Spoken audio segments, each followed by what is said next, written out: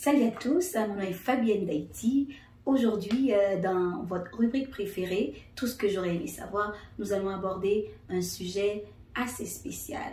Et ce sujet, c'est tout simplement, on va parler des pensées négatives. Alors, s'il vous plaît, restez après la pause, invitez vos amis et si vous avez déjà une idée de ce que c'est des pensées négatives, faites un commentaire et revenez-nous après la pause.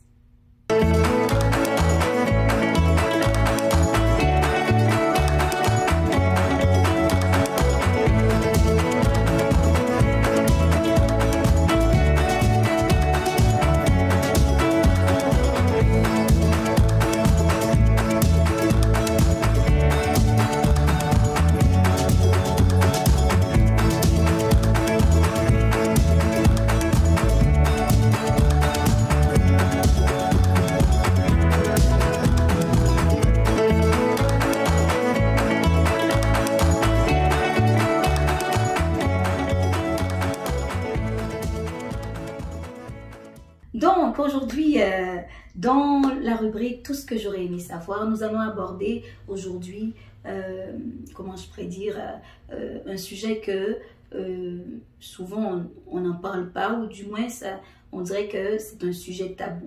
On va parler de la santé mentale des jeunes, la santé mentale des adolescents. Donc c'est un sujet vraiment, même pour des adultes, c'est un sujet presque tabou. On ne parle pas de santé mentale. On peut parler, lorsqu'on parle de santé, on peut parler de santé physique. Ou du moins, par exemple, quand quelqu'un a mal physiquement, on peut voir tout simplement où est-ce que ça fait mal. Des fois, quand c'est extérieur, quand on a une blessure, on peut tout simplement aller chercher à se faire soigner. Si par exemple, je me blesse avec un couteau, il y a du sang, ça se voit, on a mal physiquement et même émotionnellement, ça nous touche même jusqu'au tréfonds de notre cœur, de notre âme, de notre tête. Peut-être que ça vous est déjà arrivé, vous passez par une porte et oups, votre doigt, comment je pourrais dire, est resté par le pan d'une porte et ça claque. Oh là là, je ne souhaite pas ça à personne parce que tout mon être s'étend pour dire que j'ai mal. Ou du moins pendant que vous marchiez, vous est-il déjà arrivé que vous avez trébuché sur quelque chose et votre orteil a cogné un mur, une roche et ça fait très mal. Et ça, ce sont des souffrances, des douleurs que quelqu'un vit, la cause parce qu'on a eu mal quelque part, parce qu'on s'est blessé, parce qu'on est tombé, on a mal, vous avez écorché la peau, il y a du sang qui sort. Mais il y a mais au niveau de la santé mentale, de nos pensées, parfois il y a des blessures qui arrivent, qu'on a des blessures, mais premièrement, on n'a pas les mots pour le dire. Et ça, c'est quelque chose qui est autant difficile pour des adultes. Mettre les mots sur les blessures au niveau mental. Qu'est-ce qui nous arrive? Parfois, on n'a pas les mots pour le dire. Et quand on n'a pas les mots pour le dire, notre santé mentale est beaucoup perturbée. Notre santé mentale est touchée. Parfois, on a l'impression, même pour des intervenantes, sexologues, psychologues ou tous les intervenants qui peuvent intervenir, ce n'est pas quelque chose qu'on peut voir, qu'on peut toucher. Ce n'est pas comme quand on a par exemple un mal de tête, on sait qu'on a mal, on prend une pilule comprimée, oups, et puis après quelques temps, ça passe.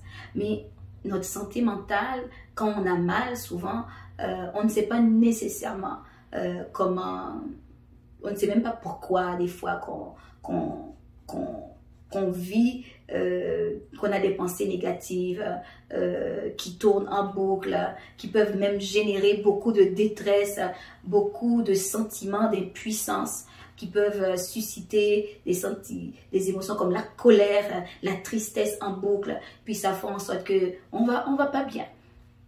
Et comme adolescent, peut-être que si ça vous arrive, vous vous posez beaucoup de questions et comment Comment m'en sortir? Des pensées négatives qui tournent en boucle et plus on a des pensées négatives, qu'est-ce que ça fait? C'est comme si on fait je ne dis pas une descente aux enfers, mais plus on a des pensées négatives et on ne sait pas pourquoi on a ces pensées et on n'a pas, peut-être que vous êtes jeune, vous êtes adolescent, vous n'avez pas nécessairement beaucoup d'expérience dans la vie, vous ne savez pas comment vous en sortir, ça tourne en rond comme un hamster qui tourne sur sa roue, ça tourne et on ne sait pas nécessairement comment stopper les pensées négatives.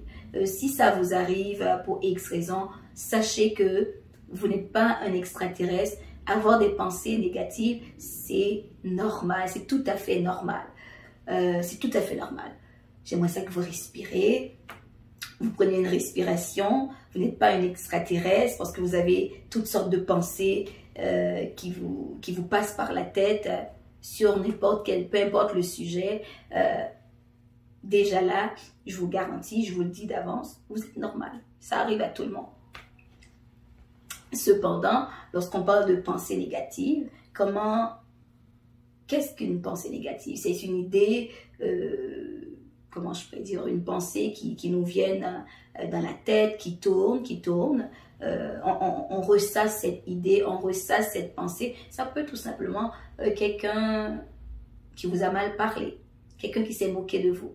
Ah ben là, cette pensée arrive dans la tête, mais ça vous fait perdre vos moyens, il y a un sentiment de tristesse qui peut suivre et dépendamment l'intensité de ces paroles négatives, donc ça peut venir vraiment perturber votre pensée, ça peut venir perturber votre santé mentale. Peut-être un jeune qui se moque de vous à l'école, ou peut-être que quand vous prenez l'autobus, un jeune vous intimide. Et qu'est-ce que ça fait? Vous avez peur d'être agressé, vous avez peur pour votre vie. Ça peut venir de n'importe, ça peut être une phobie, une peur des araignées, une peur, comment je pourrais dire, une peur de perdre un être cher, et cette pensée-là négative, vous avez tellement peur, c'est une anxiété, cette anxiété produit de la peur. Ça peut être la peur du futur, des choses qui peuvent arriver dans le futur, ça peut être la peur par rapport, ou la tristesse par rapport à un événement passé, ça peut être la perte d'un être cher. Tout ça peut nous emmener dans des pensées négatives, dans une tristesse vraiment qui peuvent grossir à tel point que toute notre vie tourne autour de cette tristesse, autour de ces pensées négatives. Alors, si vous vous rappelez, une fois j'avais parlé du super pouvoir que vous avez. Donc c'est vraiment, si je fais toujours référence à ce fameux sablier du temps.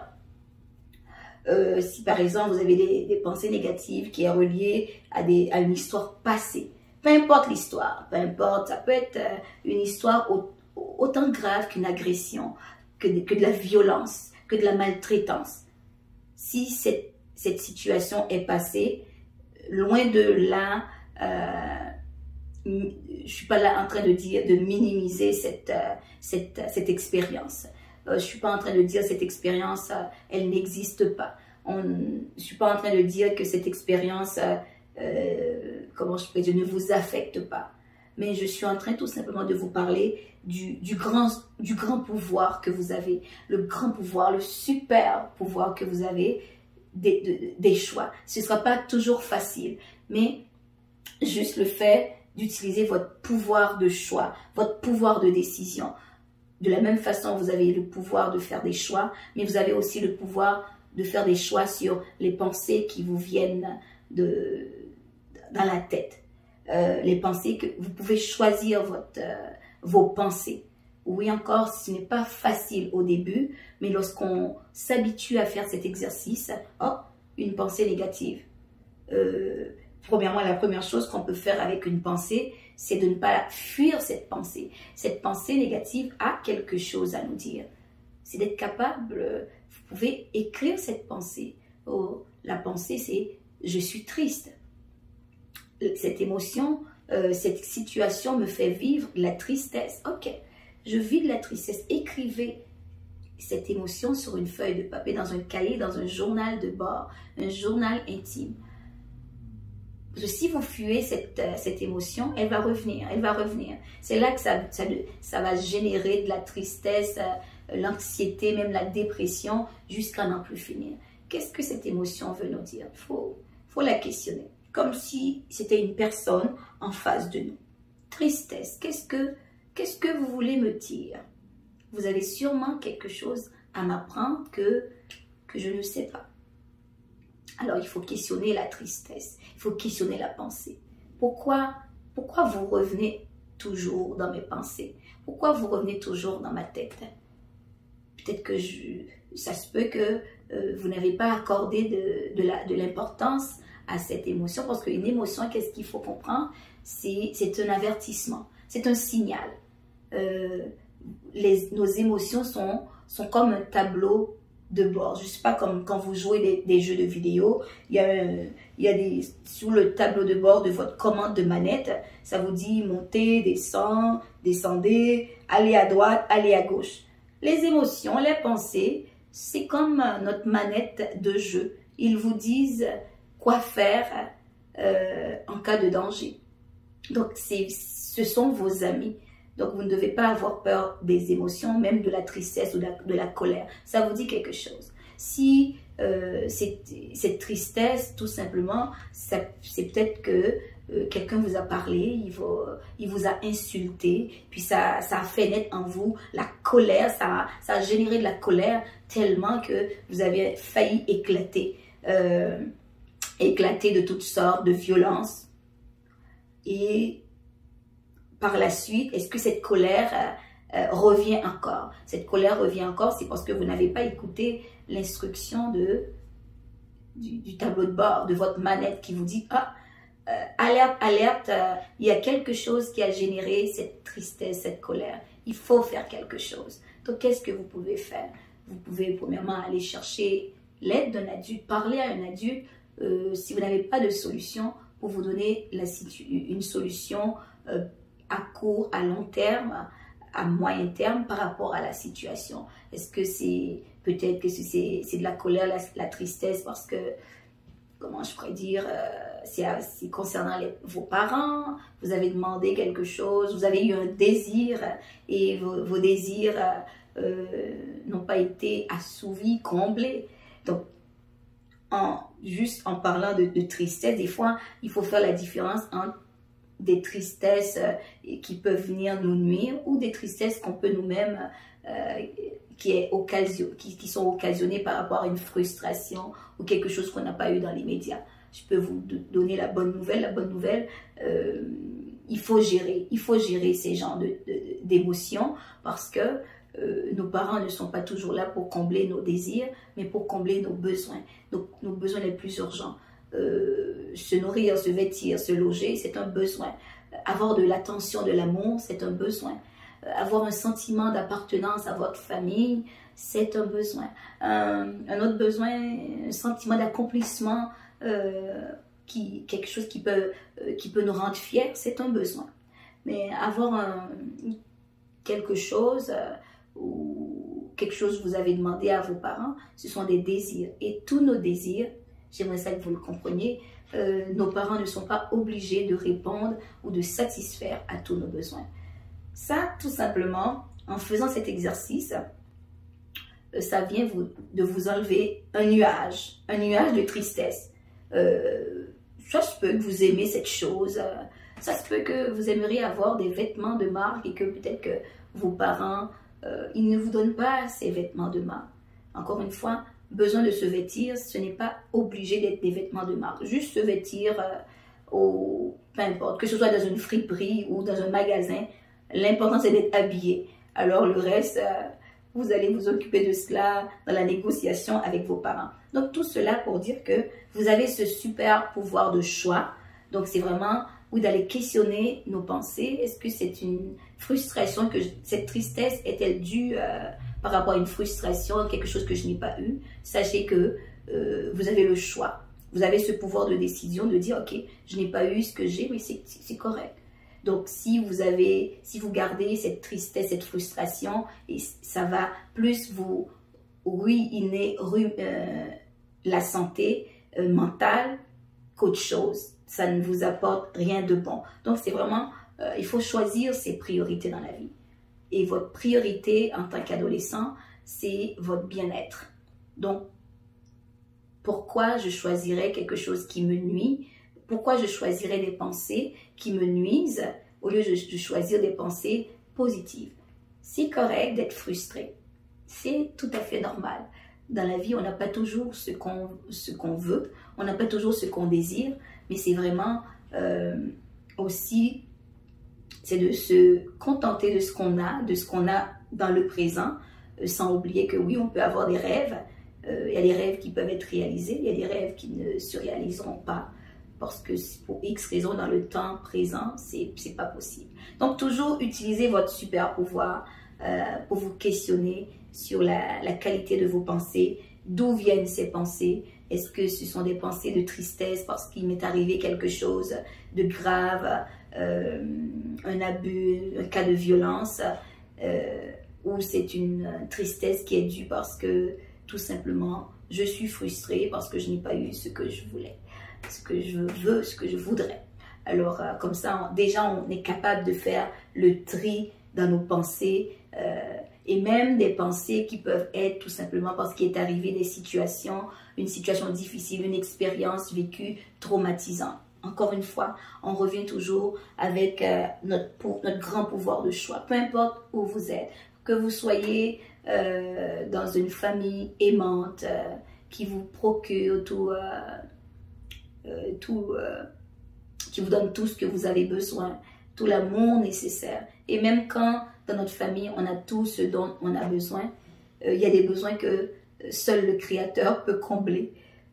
Donc personne n'est parfait, aucune famille n'est parfaite. Donc ce que je veux dire, vous êtes un adolescent, une adolescente, vous avez entre 12 et 17 ans, vous avez toujours, dans chaque situation, vous avez toujours votre super pouvoir, puisque moi je crois que vous êtes le héros de votre vie, le super héros de votre vie. Une situation traumatisante, oui, il y a des situations traumatisantes, vous avez besoin de l'aide, mais il faut en parler. Il faut en parler avec une personne compétente, parfois avec les parents, parfois c'est aussi s'il y a une pensée négative qui continue, c'est demander vraiment de l'aide de professionnels hein, comme moi qui est au niveau, qui fait de l'intervention au niveau des jeunes, ou comme des professionnels de la santé, des TES qui sont des TES à votre école, des travailleurs sociaux ou des psychologues. Donc c'est important. Donc tout ça, si vous ne parlez pas, si vous ne parlez pas aux personnes dans votre entourage pour dire que oui, il y a des pensées qui persistent, qui nuisent à ma santé, qui m'empêchent de dormir, qui me fait mal, il y a des pensées qui sont tellement persistantes qui emmènent une détresse.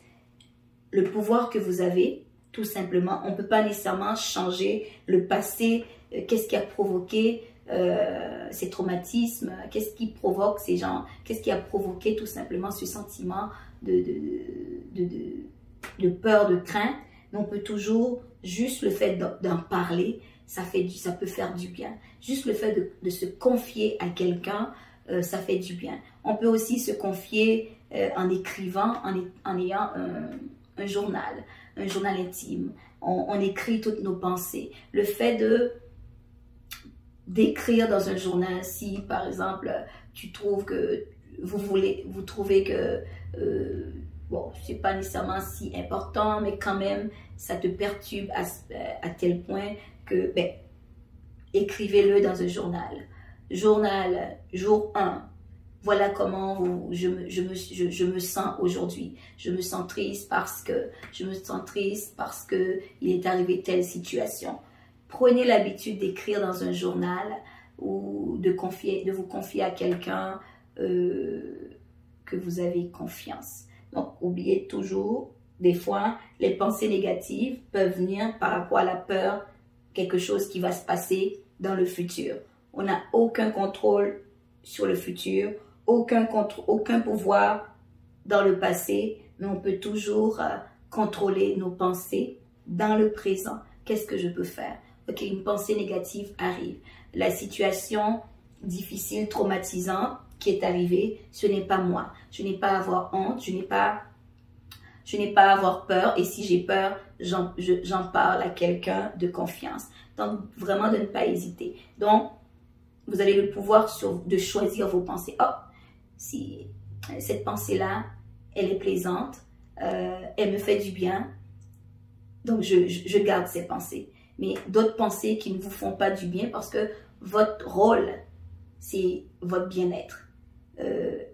Oui, le but des parents, c'est aussi, le rôle des parents, c'est d'assurer ce rôle auprès de vous, de vous donner un environnement qui est sécurisant, où vous faites des choses que vous aimez, mais le grand pouvoir, c'est vous qui l'avez. C'est vous qui pouvez faire des choix sur vos pensées, parce que ce sont ces pensées-là qui viennent vraiment, parfois même torturer les gens, qui emmènent à la dépression, à une grande détresse, qui peuvent même les emmener à passer à des actes de suicide, à commettre des violences. Donc, quand une pensée négative vient, donc c'est vraiment de questionner cette pensée, d'où vient cette pensée,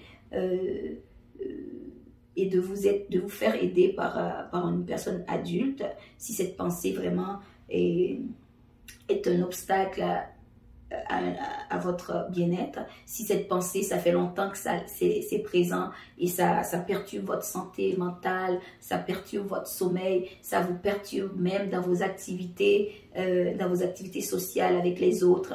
Si cette pensée vous isole des autres, des membres de la famille, donc si vraiment ça vaut la peine vraiment d'en parler. Encore une fois, peu importe la situation, aggravante ou minime, le pouvoir réside dans le présent. Qu'est-ce que je fais avec mes pensées? Je peux les choisir à partir d'aujourd'hui. Prenez cette hardiesse de choisir vos pensées. Quand ça nuit à votre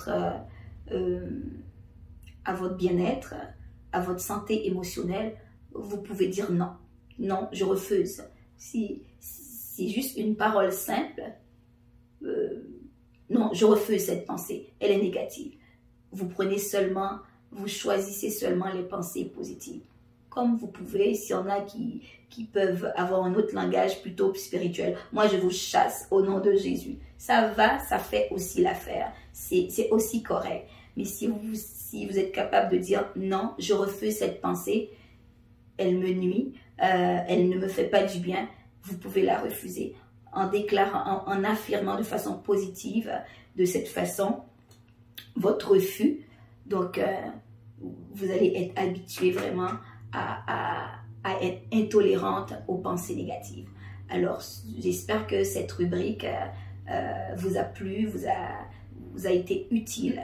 Et si c'est utile, n'oubliez pas de partager avec quelqu'un ou un autre membre de la famille à qui vous pensez que ce sera utile. Alors, sur ce, n'oubliez pas, vous êtes un corps, un esprit et une âme. Et le corps, l'âme et l'esprit, ce n'est pas quelque chose qui est fragmenté. Mon corps est ailleurs, mon esprit est ailleurs et mes émotions est à l'autre bout du monde. Donc, en ayant des pensées positives, ça nous emmène tout simplement à avoir un esprit sain dans un corps sain. Sur ce, prenez soin de vous et à la prochaine pour une prochaine rubrique. Je vous aime beaucoup.